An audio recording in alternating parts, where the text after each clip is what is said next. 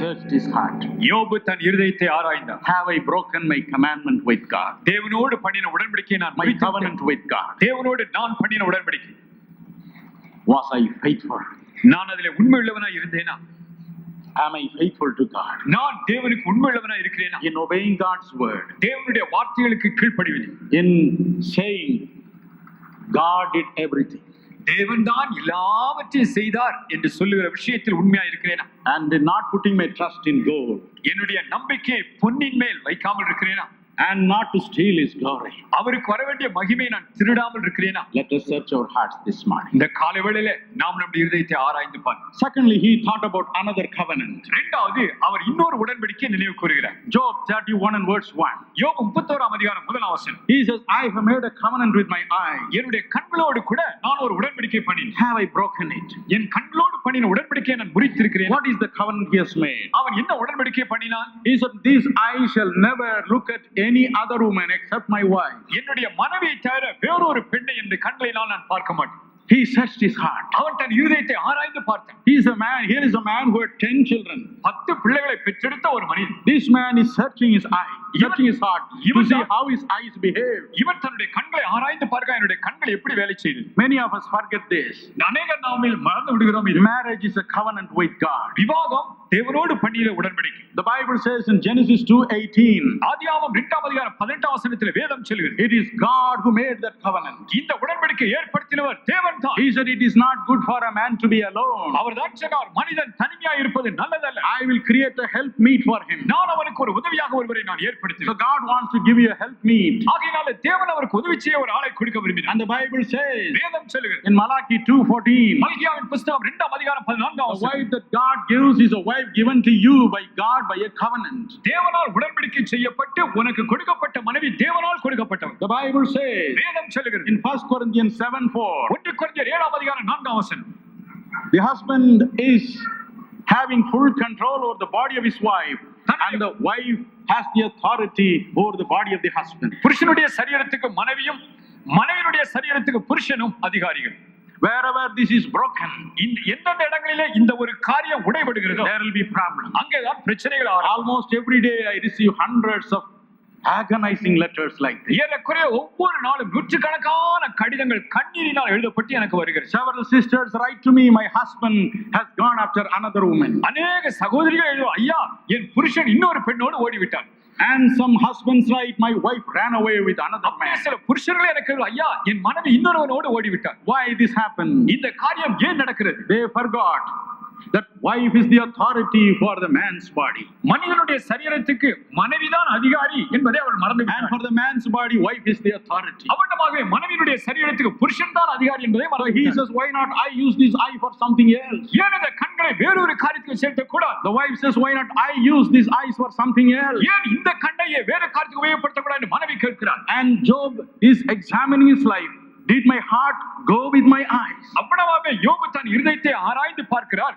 என் இருதயம் என் கண்களை பின்தொடர்ந்ததுண்டோ என்று. If you read 31:7-11, you'll find that. 31ஆம் அதிகாரம் 7 to 12 வரைக்கும் யோபின் புத்தகத்தை வாசித்தால் உங்களுக்கு தெரியும். He says, if I have done that, அப்படியே யோபு சொல்கிறார், நான் அப்படி ஒரு காரியத்தை செய்திருந்தால் I will be consumed. நான் அழிக்கப்பட்டு போவேன். I will be consumed. நான் அழிக்கப்பட்டு போவேன். My brother, என் சகோதரனே, search your heart this morning. இந்த காலையில் உன் இருதயத்தை ஆராய்ந்து பார். My sister, என் சகோதரியே, search your heart this morning. இந்த காலையில் உன் இருதயத்தை ஆராய்ந்து பார். How is your family life? உன்னுடைய குடும்ப வாழ்க்கை எப்படி இருக்கிறது? Is it pure? அது சுத்தமா Is இருக்கிறதா? it holy? அது பரிசுத்தமா இருக்கிறதா? How are your eyes behaving? உன்னுடைய கண்கள் எப்படியாய் வேலை செய்கிறது? Are they trying to break the covenant with God? தேவனோடு பண்ணின உடன்படிக்கையை முறிக்கும்படியாக உன் கண்கள் ஓடுகிறதா? One day a sweet little fellow came to a newspaper editor. ஒரு தடவை ஒரு சின்ன பையன் ஒரு பத்திரிகை ஆசிரியர் இடத்துல ஓடி வந்தான். He said, please put up an advertisement. ஒண்ணுச்சுனா, ஐயா தயவு செய்து ஒரு விளம்பரம் போடுங்க உங்க பத்திரிகையில.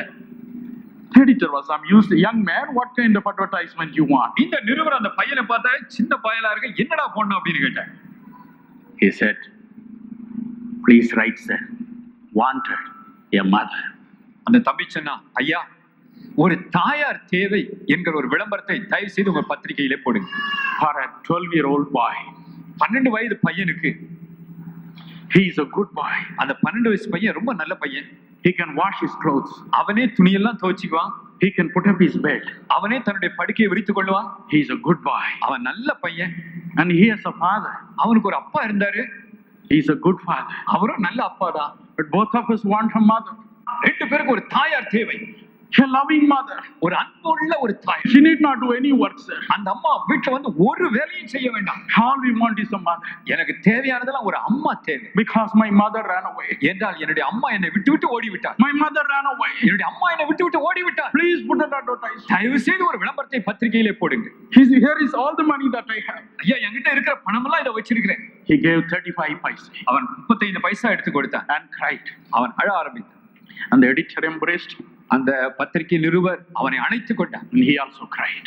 அவரும் கூட அழ ஆரம்பித்து விட்டார். My dear brothers and sisters. என் சகோதரனே சகோதரி, Look at the tears of this boy. இந்த பையனுடைய கண்ணீரை பாரு. One day, ஒரு நாள் a husband ran away from home. வீட்டை விட்டு ஒரு கணவர் ஓடியே போய் விட்டார். He left his dear wife தன்னுடைய அருமையான மனைவி விட்டு ஓடி விட்டார். and his small little daughter. அந்த சின்ன பெண் பிள்ளை. The daughter waited for her father. தன்னுடைய அப்பா எப்போ வருவார்னு சொல்லி இந்த பெண் பிள்ளை ரொம்ப நாள் காத்துட்டு இருந்தான். He never came. அப்பா வரவே இல்லை. The girl went to her mother. இந்த பெண் பிள்ளை அம்மா கிட்ட போனா. The mother was crying. அம்மா அழுது கொண்டே இருந்தார். She asked the mother. இந்த பிள்ளை அம்மாவை பார்த்து கேட்டா, Mommy, tell me, where is daddy?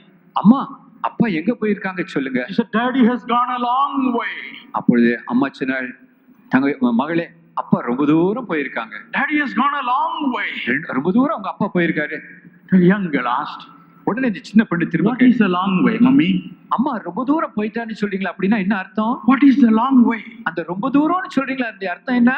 The mother just cried. உடனே அம்மா அழ ஆரம்பித்தார். The girl was baffled. இந்த பிள்ளையும் ஆச்சரியப்பட்டு கொண்டிருந்தார். She went to her room. இந்த பிள்ளை தன்னுடைய அறைக்கு போனார். She knelt down at her little cot. தன்னுடைய சின்ன கட்டில் பக்கத்துல முழங்கால் and cried. அவள் அழுதார். Oh God, ஆண்டவரே, bring my daddy. என் அப்பாவை கொண்டு வா.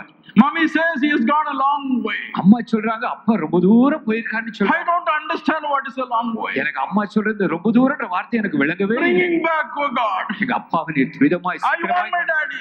என் அப்பாவை நான் பார்க்கணும். Oh God, ஆண்டவரே, I want my daddy. என் அப்பா எனக்கு இஷ்டமா இருக்கு. I want my daddy. என்னுடைய அப்பாவை எனக்கு வேணும். I don't understand what is a long way. அந்த நீண்ட தூரம் அம்மா சொல்றாங்க எனக்கு ஒண்ணுமே விளங்கல. She cried and cried. அந்த பிள்ளை அழுதாள். My dear brother, என்னுடைய அருமையான சகோதரன், have you forsaken your wife?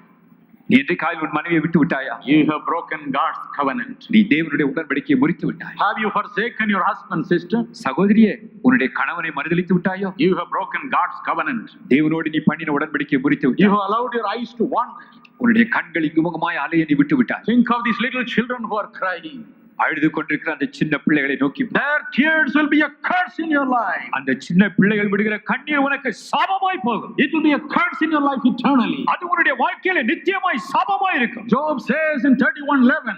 யோபு 31ஆம் அதிகாரம் 11ஆம் வசனத்திலே வேதம் சொல்லுகிறது. And in verse 12. 12ஆம் வசனம். He says it will be a consuming fire. அது உனக்கு ஒரு பட்சிக்கிற அக்கினியை போல வரும். Oh, it will consume me, he said. ஐயோ அது எனக்கு பட்சிக்கிறது என்று சொல்கிறார். Check up your family life. இப்பொழுதே உன்னுடைய குடும்ப வாழ்க்கையை சோதித்து பார். Check up your personal life. உன்னுடைய தனிப்பட்ட வாழ்க்கையை சோதித்து பார். Have you allowed your eyes to wander? உன் கண்கள் இங்குமுகம் அலைய நீ விட்டு இருக்கிறாயோ? The consuming fire will come and consume your family life. தேவனுடைய பட்சிக்கிற அக்கினி உன்னை வந்து அது பட்சிக்கும். Check up your life, brother. சகோதரி, உன் வாழ்க்கையை சோதித்து பார். Have you forsaken your wife? இன்றைக்கு உன் மனைவியை நீ கைவிட்டாயா?